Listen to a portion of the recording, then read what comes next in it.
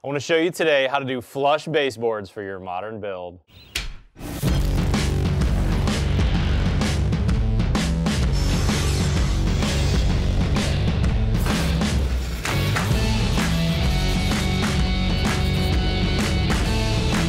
You know, most houses have the baseboard added on top of the sheetrock, and so that base comes proud of the sheetrock or drywall. I want to show you today how to do flush baseboard, or sometimes called a recessed baseboard. So this house, we're just about to get into the drywall stage, and this is the first place that I need to show you what we're doing. Where the recessed base is going to go in this house, we're actually on the stairway going to the second floor. And instead of doing skirt boards that come proud of the drywall, we're going to recess those just like the base in this house. So what we've done first is I've brought my finish carpenters over to put in the locations where that base is going some plywood that's been screwed into the studs, and now we've got a reference point for the drywall guys to hang the drywall to that plywood. Let's see what happens next. All right, we're back, and we've got our first pieces of flush base up. Look how pretty that looks. Let me back up a little bit. So the last time we were here, we had the plywood up, and we'd hung the sheetrock. Let me show you on this little mock-up what's happening after that.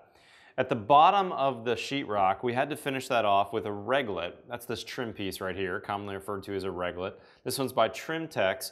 And what this does is it's making that really nice shadow line of that gap before the baseboard gets put down. After the reglet gets installed, the next step is to install the flooring.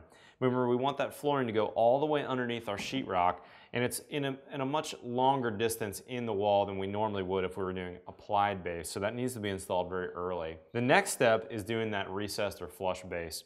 Here's a piece of the base that we actually used on this project.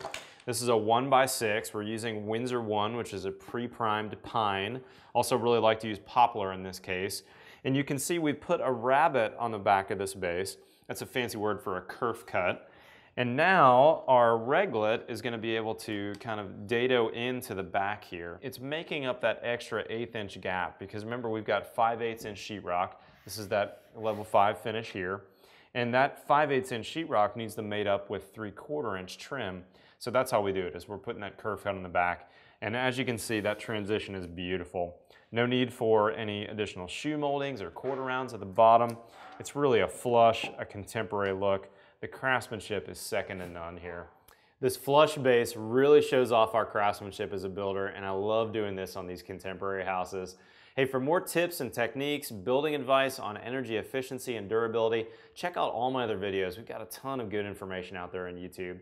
And of course, hit that subscribe button below. New content comes out every single Friday, and if you're a subscriber, you get notified on all our new stuff. Otherwise, we'll see you next time.